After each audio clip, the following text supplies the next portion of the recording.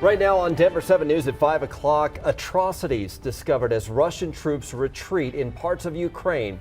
They're prompting new calls to investigate war crimes. We can't normalize this. This is the reality of what's going on every single day, as long as Russia's brutality against Ukraine continues. Now Ukraine's president is appealing to Americans with a new message at the Grammys last night. Investigators need your help to find two missing girls who could be driving through our state with their mother. And the Nuggets are making their case for the playoffs right now. They knocked off the Lakers in LA yesterday. We have a preview of the final week of the regular season coming up, and they might be playing their best basketball yet. Nikola Jokic is just putting the team on his back right now. He is on fire. He is. Thanks for joining us on this Monday. I'm Brian Sanders. And I'm Micah Smith. Our skies are clearing out today and more sun is on the way. Lisa Hidalgo has a look at your forecast. Lisa, I don't want to jump ahead too much, but I'm looking at Friday, opening day, hoping for some beautiful weather. That's kind of a jump. Yeah, that's a jump. You're right, though. I mean, I've been crossing my fingers for opening day, too, and it looks like Mother Nature's going to cooperate. Right now at 5:01, we do have some clearing skies here. You can see over the southern half of the state, still some rain and snow, so that I-25 drive is going to change up for you a bit as you're heading in that direction. But up here in town, dry conditions, mid to upper 30s right now. Most neighborhoods are going to be in the 30s early this morning. We're going to see a really nice warm up, though, with a westerly wind today. It's going to push us into the mid-50s by about 11 o'clock, and then we'll be in the mid to even upper 60s this afternoon. So a few degrees above normal today with more sunshine this afternoon. We do have quite a few changes here in the next 24 hours. The winds are going to kick up. There will be a chance for rain and these temperatures will drop. We'll take a closer look at that coming up here in just a few minutes. And with those high winds, we could see some issues on the roadways here this morning. So just be prepared for some of the larger vehicles to maybe be blown around a little bit with some of the strong winds. This is outside of Greeley along Highway 34, just a little bit west of town. Moving along just fine all the way over to I-25 to and from Greeley, Loveland, Fort Collins. No big issues to the north. Take a look at the drive that we have out to the west side of town. Going to start a project here at 32nd Avenue and I-70. They're going to be tearing down the bridges that go over 32nd along I-70. So we'll have overnight restrictions along 32nd. From the camera over there, you can see traffic's moving along fine, but that's why we have these lanes in this configuration. And then on the overnight hours, we will see some lane restrictions as well. But right now, the drive over there to the west side of town, at least for now, you can see on the drive times look just fine for us here this morning. 6th Avenue, the north side, the west side, the east side, all moving along just fine, including to or from the airport. Thank you, Jason. Well, new images show just how dire the situation is in Ukraine. Ukrainian officials are now accusing Russia of committing war crimes. In Bucha, a city northwest of Kyiv, new video shows bodies lying in the street with evidence of torturous conditions. Some victims had their hands bound.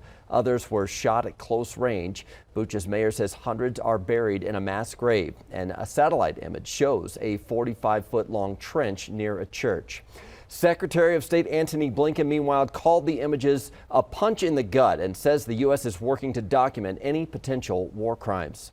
Ukraine's president says the evidence will be considered by the UN Security Council tomorrow. And last night, President Zelensky appealed directly to all Americans in a video at the Grammy Awards. Tell the truth about the war on your social networks, on TV. Support us in any way you can, but not silence. After Zelensky spoke, John Legend performed a new song, Free, with Ukrainian musicians, including Denver-based Susanna Igladon, who plays the bandura, an instrument symbolic to Ukraine. We have her story right now at thedenverchannel.com. Your time is now 5:04. Seconds matter when your life is on the line, and Aurora is signing up for a new system to warn you of an emergency faster. Denver 7's Veronica Acosta is live with the details. And Veronica, this same system was just used for a fast-moving fire near Boulder. It was. Hundreds of people got those evacuation alerts when the NCAR fire started, and now more cities are getting serious about those exact kind of evacuation alerts and alerts in general.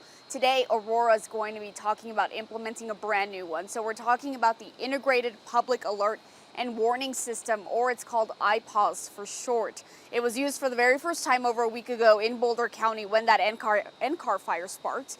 And here's how this works. IPAWS allows trained and authorized staff, either in the Office of Emergency Management or the 911 Communications Center, to go ahead and trigger an electronic notification to all cell phones that are within a certain region when there's a life safety event happening. So these alerts, they're really similar to those Amber alerts that we get on our phones from time to time. The alert system is special because it doesn't require you to go ahead and actually sign up for it.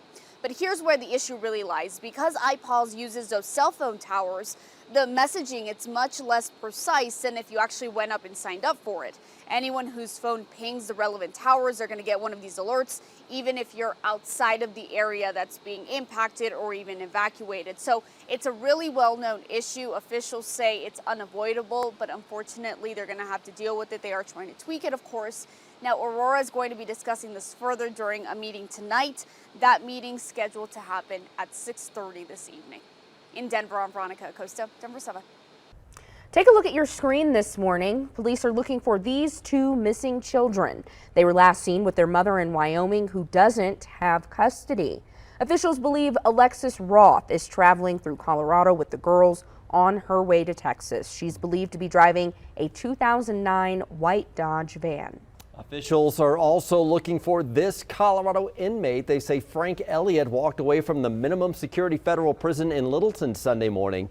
He was serving a 6-month sentence for drugs. Also this morning, police in northern Colorado are investigating a deadly crash. Windsor police say a driver of a Jeep hit multiple people Saturday night while driving down Eastman Park, killing one of them. Police haven't said if the driver was arrested or what might have caused the crash. Tomorrow, there's going to be a rally on the steps of the state capitol for what supporters say will be about protecting truth in our elections. But the officials that safeguard your vote told our Christian Lopez people who are still claiming fraud in 2020 need to come up with some proof. Christian. Yeah, Micah, they're asking for evidence or to simply stop making these claims. And during a press conference yesterday, county clerk officials said that they've endured 2 years of false claims from conspiracy theorists. They highlighted the real-life impacts and dangers that these claims have on the community. And among the speakers were Republican Weld County Clerk Carly Coppis and Denver County Clerk Paul Lopez, who is a Democrat. The biggest message is, again, we are putting in this demand that they are acting in good faith, that they do come and bring us not just the reports, but everything, all of the data that they analyze, all of the affidavits that they have, anything and everything. Bring it to us and we will make sure and give it its fair due in investigation. And some county clerks also say that they've had to spend thousands of hours answering questions about these claims from the public. But moving forward, they do tell me that they plan to implement even more election security measures in the future, like increasing signature verification audits and voter lists as well. Live in the newsroom this morning, I'm Christian Lopez, Denver 7. Thank you, Christian. At the same time, some county clerks are facing accusations of spreading misinformation. The most prominent being Mesa County Clerk Tina Peters, who will be at tomorrow's rally. She's currently facing charges related to tampering with election equipment and the leak of sensitive election information. Despite this, Peters is running for Secretary of State against Jenna Griswold. Colorado's GOP leadership have called on her to end her campaign. The Secretary of State is also investigating Elbert County Clerk Dallas Schroeder after voting system hard drives were copied and distributed. Well, the Denver Nuggets are coming in hot to the last week of the regular season. They beat the Lakers in LA yesterday, 129-118. Nikola Jokic is making his case for another league MVP as well. He had another huge performance, 38 points, 18 rebounds, and 6 assists. They have now won 4 of their last 5 games and a franchise record 25th win on the road. This was an important road win. We've been a great road team all season long, and this being our last regular season road game of the season, it was great to get a win. I think it was a collective, we all collectively played really good today, But hopefully we're gonna even go a step further and we'll be even better. Know what we have to do to clinch one of those top 6 seeds. We talked about it before the game. Everyone's on the same page. We know what we got to do. And obviously, just late in the year, you want to be playing, obviously good basketball, trending in the right direction, going into the playoffs. Yeah, 3 games to go in the regular season. They're all at home at Ball Arena. The first is tomorrow night against the Spurs. The Nuggets are now the 5th seed in the Western Conference standings. They're a half game ahead of the Jazz. Lisa.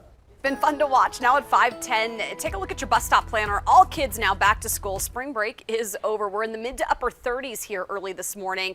You're going to find a mix of sun and clouds, a chilly start. By the time your kids get home, some low to mid 60s, more sunshine. Should be a beautiful day today. Windy and cooler tomorrow. We'll take a closer look at that coming up. And you will see more folks on the road as well because spring break is over for the DPS kids. So we will see more people out and about. You can see the camera down here in Monument along I-25 right by the YMCA there in Monument. You see it looks a little damp, but I don't think it is going to be that damp for you down there to the south side. So a pretty good drive overall. We'll take a look at the travel times in just a minute. Spring cleaning isn't just for your home. The Better Business Bureau said you should take the time to sweep through your online activity as well. From Olivia Rodrigo to John Batiste, some of your favorite artists are waking up with some new hardware. Who's taking home the top prizes at the Grammys?